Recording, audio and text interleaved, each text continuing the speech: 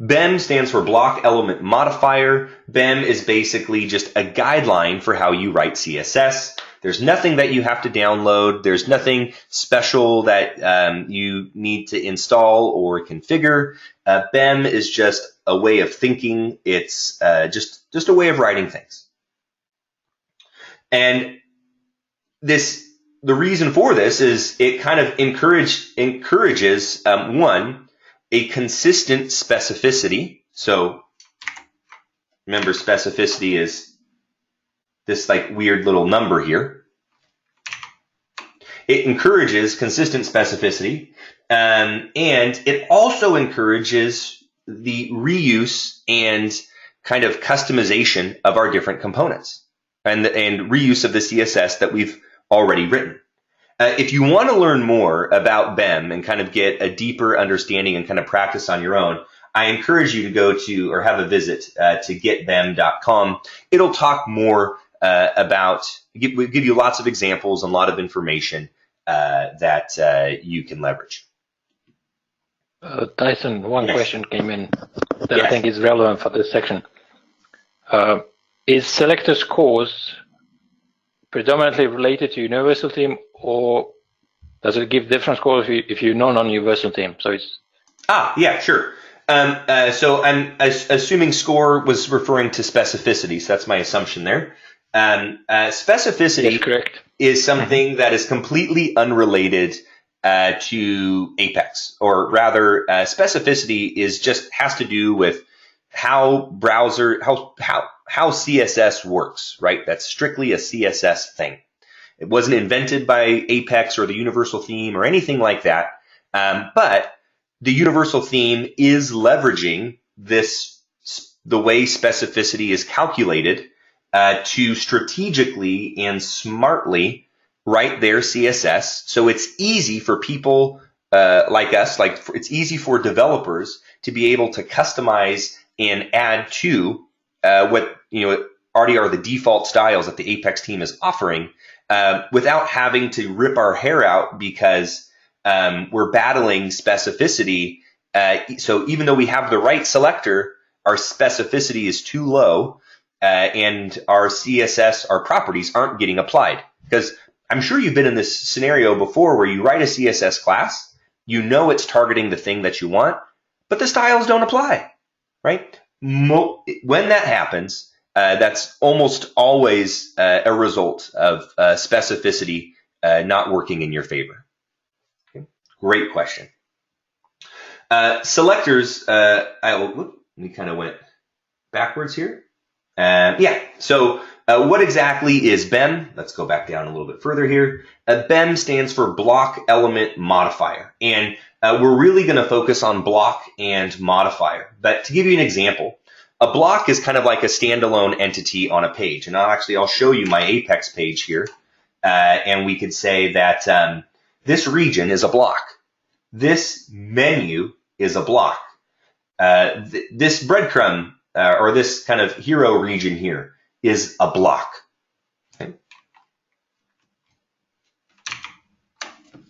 An element is a kind of like a component that is related to a block that has no standalone meaning.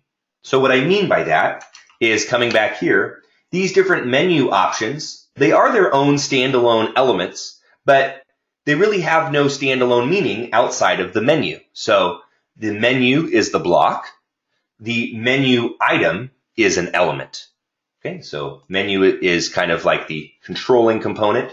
The menu item is kind of like a subcomponent, but has its own standalone properties. Great. And then the most important part to all of this is the modifier. Modifier is a variation of how we display something. So, for example, if we have, you can see over here on the right-hand side, my example here for block is a report. A element inside of that report would be a report header or the individual report rows. Those are all standalone elements that have some sort of meaning. And, maybe I want to modify my report so that it will be borderless. So I can have a report that isn't borderless, or I could have a report that is borderless. And I want to be able to very easily nominate my reports to say, well, this one's borderless, that one's not. This one has a title, this one doesn't.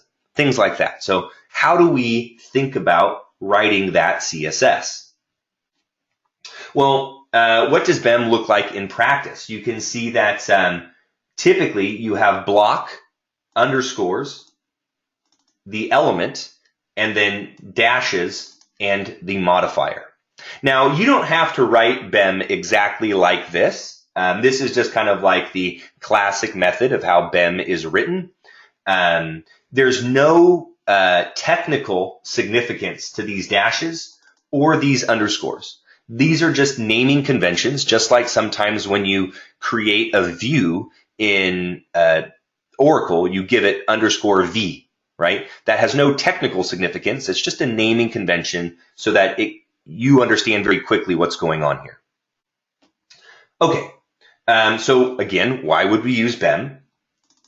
To normalize specificity, allow for reusability, and ultimately increase the maintainability of our code. It's easy for us to kind of follow kind of how we're modifying or changing things. Let me show you. Okay. So here you can see that we have just some example code, and you can see that I have a form and its class, it has a class of form. I have a form called theme Xmas, and I have a form that's been modified to be simple. I have an individual input in my form, and so it's form underscore input. I also have a class here of form submit, because that's going to be a type of button. I'm going to be creating a submit button. And I also have form submit dash dash disabled.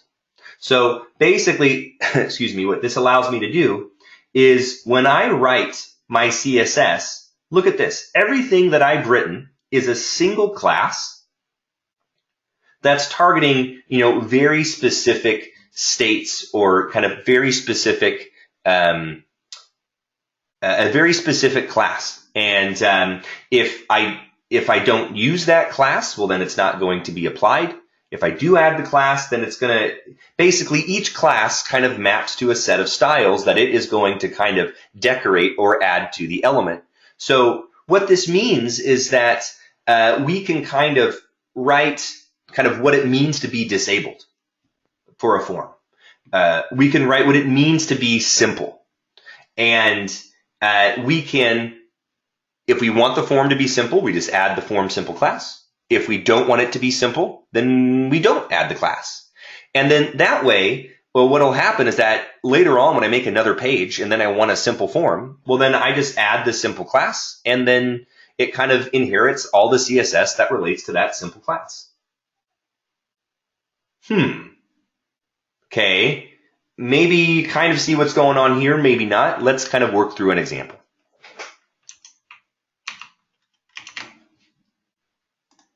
I'm using a example here I'm using CodePen, which allows me to quickly share little snippets of code. I'm going to go ahead and copy this URL and put this in chat. Oh, well, Dave, I put that in chat. You go ahead and forward that along. This is basically a way for us to share code over the web. Very easily, share little snippets. So let me show you something. Here I have some HTML that has a button. I'm going to say that I was tasked with the ability to style my buttons. So I'm going to say I'm going to write some CSS to style my button, and let's go ahead and let's say I want the color to be kind of like a light gray, so we'll just say 1, 2, 3, 4, 5, 6. Oh, sorry, I want the background color, to be a light gray. BACK, background color, great. I want the foreground color to be a darker gray, so let's make this like, I don't know, 3s. And let's also say that I want the border to be 1 pixel solid dark gray. Okay, so now I can see I have my little border, my button shaping up over here on the left-hand side. I want to give my button a little bit of breathing room, so I'll give it some padding. And I'll say 4 pixels, 8 pixels. 4 pixels on the top and bottom, 8 pixels on the left and right. And then lastly, I want my cursor to be a pointer. And now when I mouse over this, you can see that, oh, sweet. So now I got my button. And also, sorry, one last thing. I'll say border radius. I'll say it's going to be 3 pixels. So now my borders should be kind of curved a little bit. So, hey, great. I got my button. I send it out to business. Business says, hey, that's great, but you know what? I'd really like a primary button that's kind of a different color. So you say, sure, no problem. I got you covered. So they copy this button, or we copy this button. We call it a primary button. And I'll give it a class, and I'll call it primary BTN. And I copy my CSS, and I paste it here, and I change this to primary BTN. And I'm just going to go ahead and change my background color to light blue. And I can see that it turns light blue. And we're going to go ahead and stop there on creating more buttons. So here's the problem. Business comes back. Business says, hey, you know what? I don't really like these rounded corners anymore. Can you go ahead and get rid of them? Sure. So I'm going to go ahead and comment out my rounded corners for my primary button. And there we go. Or let me get primary button. Yeah, save. Go ahead and change that there. Here we go. So I have my, oh, right. This selector right now is targeting all of my buttons. So it's having an impact on everything. So I'm kind of thinking, man, I can't just target the HTML element directly. So I'm going to go ahead and add another class here called button. And now I'm going to go ahead and change my selector to be a class. So now, good. Now I have my primary button and my button now behaving slightly differently.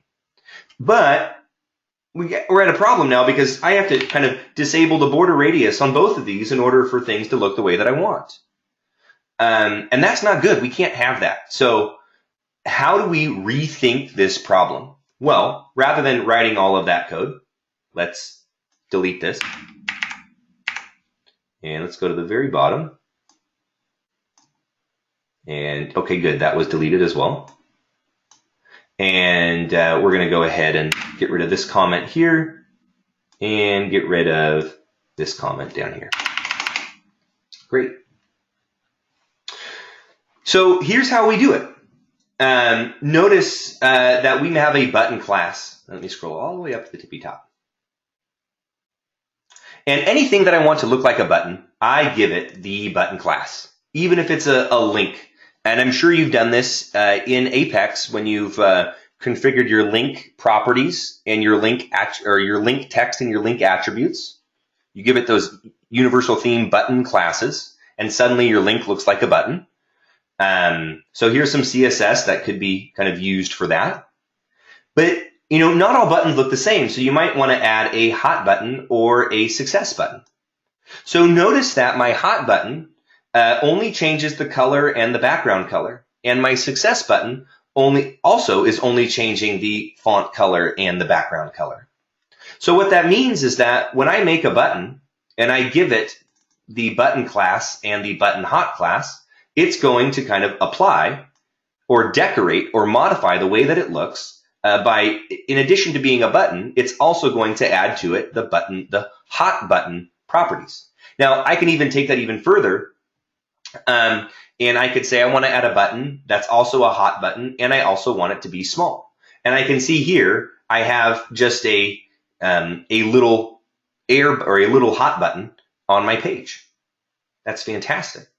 The other thing that I could kind of take this even further, and I could use an object such as a table. And here I have a modifier here that's making the table striped. Well, I could totally get rid of striped And if it refreshes correctly, you can see that there are no more stripes.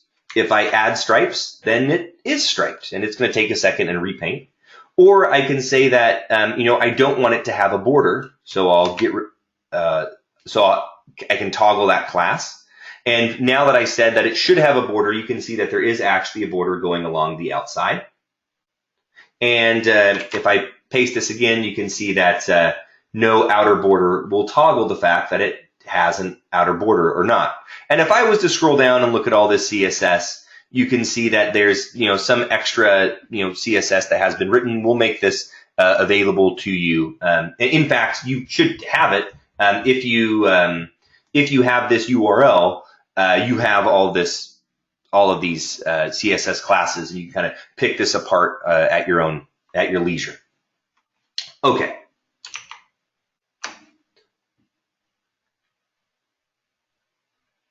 There are some, so that's BEM.